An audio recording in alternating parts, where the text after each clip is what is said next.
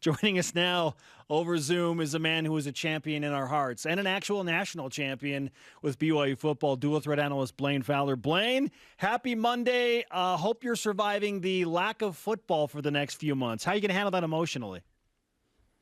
I'm really down. I mean, the only thing that gave me any kind of hope whatsoever is that I'm going to carry with me the halftime show for until football season. That was amazing.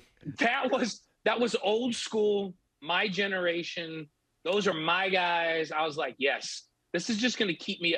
Anytime I get down, I'm just going to think of that halftime show, and it'll carry me till camp starts in the fall. You'll just hang upside down like 50 cent, and you'll just summon that. When Dre went to the piano and then steps away, and goes in, like I got the chills from that. You guys, yeah, it was awesome. It was so good. And you know what?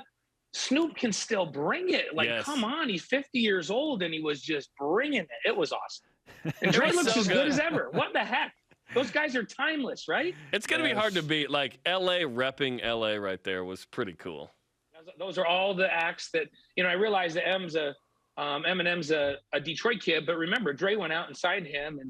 And so those are all Dre guys that he produced. It was pretty cool. And then the game was a fantastic game. And how many times have we watched the Super Bowl when it didn't live up to the billing, and this one lived up to the billing. Fantastic, yes. The quarterbacks played great, and there was all kinds of drama. And I love the fact that the Rams down the stretch just said, listen, you can take your 9 guys, and our 9 guys are going to block and just play with those 9 guys. And then this is just going to be Matt Stafford throwing it to Kupp against double coverage, and we don't care. We're just going to throw it there. And you see if your 2 guys can stop him. And bottom line is, they couldn't.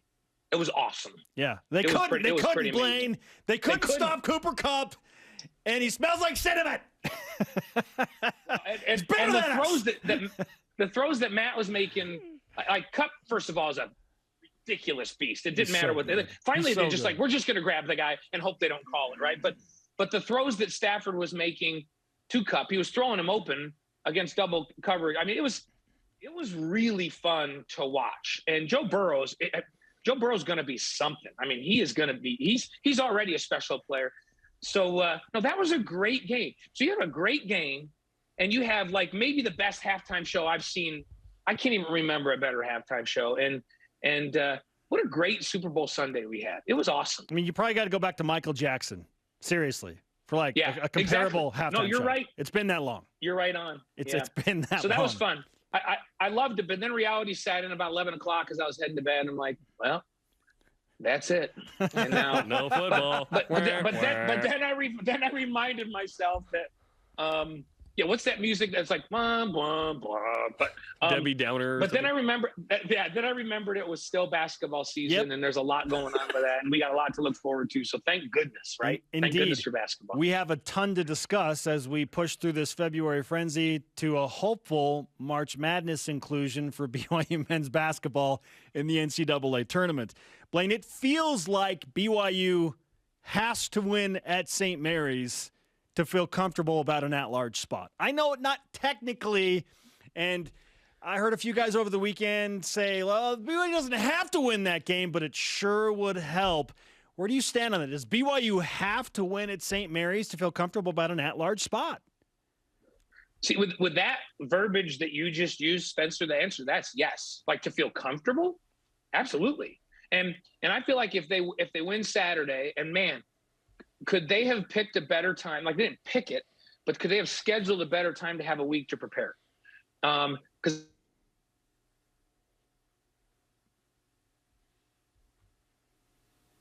the FCC has cut off Blaine. There's an Blaine, we lost outside. We lost you just for a second. We lost you for a second, Blaine. So go back and tell us again about the perfect timing of BYU basketball having a week off to prepare for Randy Bennett and St. Mary's. This game, the word you use, Spencer, is to be comfortable, right? And the answer to that is absolutely they have to win to be comfortable. Can they still get in?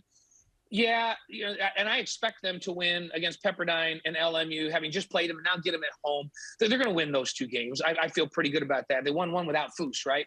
But then they're going to have to go do some work in the conference tournament and still have an outside chance that they could be excluded. They beat St. Mary's and then down the stretch beat Pepperdine and LMU at home. Then they're a really good position at that point, because that St. Mary's game pulls a lot of clout in terms of net and all those things that we include in that selection process. So it's a huge game. And this timing of having a week to prepare for them, I think, is really important. And the reason I say that is I felt like the first time these two teams played, BYU's scout on St. Mary's was so on the mark. It was perfection. They were in the right spots. They knew who the shooters were. The guys that weren't shooters, they let them catch it out on the perimeter, and they hesitated. The guys that were shooters, BYU was right there on the catch. They understood who they had to mark on the perimeter and who they could help off of like no other game this season. And then the bigs inside did a good job of cutting off the drives and cutting off and making the big guys work and pushing them a little bit further away from the basket. They did just enough inside to create problems. And you know, St. Mary's has this great inside-out game. A lot of teams in this league rely on their penetration. You come off a ball screen, turn the corner, and go really hard downhill on the dribble drive, get you in rotations and kick. St. Mary's does some of that, but they also move the ball inside out where they throw it into the post and kick it back out. In that first matchup, BYU was so on and understanding where the ball was going, and every shot was contested. And that result was St. Mary's shot 29% from the field and 17% from three. That's back when we were saying, guys, hey, BYU is so good defensively, they don't even need to be a great scoring team to win games. And that's why we thought that they would finish number 2 in this league, hands down, and we're really, really prepared for an NCAA tournament run. And the last few games, I mean, I look at that Pepperdine game, and BYU shoots 64% from the field, 65% from three, and they win by 6. And oh, by the way, they were plus 14 in rebounding margin, and they still only won by 6. That's because they couldn't stop Pepperdine. 59% from the field, 44%. I mean, they've been really struggling to find that magic, and I think part of that is they. Yeah, and it got super ugly. It got super ugly taking care of the ball. Blaine, 18 turnovers at Pepperdine as well. Yeah, -9 in turnover margin in that Pepperdine game. That's a great equalizer, right? You go out and shoot 64%, you win by 20, don't you? You can't miss a shot if you turn it over. Yeah. Barcelo goes 10 of 12 and scores 33, even though they're doubling him, and you win by 6. And so that's a complete reflection on them defensively. And the way they beat St. Mary's the first time around was on the defensive end of the floor. You can't say anything else but that. They have to find that. And I love the fact that they have a whole week to go back, review what they did the first time, watch all of the tape, have a great scout in place, understand what they've got to do defensively. And if they win this game Saturday, it's going to be on the defensive end of the floor. And you watch, when that ball gets kicked out to St. Mary's shooters, BYU's got to be there on the catch, ready to contest that shot. That's what they did the first time around. That's what they've got to do this time. And they get this game Saturday, and they're perfectly capable.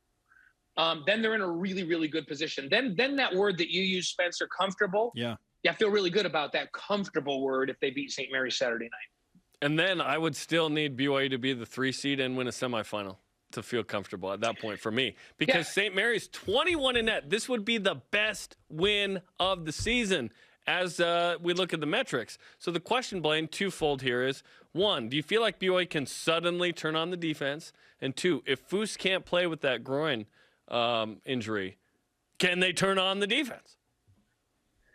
That's the hard part. If Foose can get back, he and Atiki both have to play well, even if Foose is back.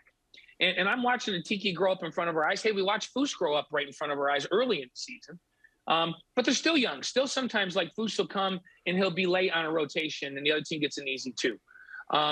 And so not only do those two, do you need Foose to play, you need Lohner to be really, really good and really physical against the St. Mary's team and use his quickness to get in position as those bigs are going to make their catch. So they're never really comfortable.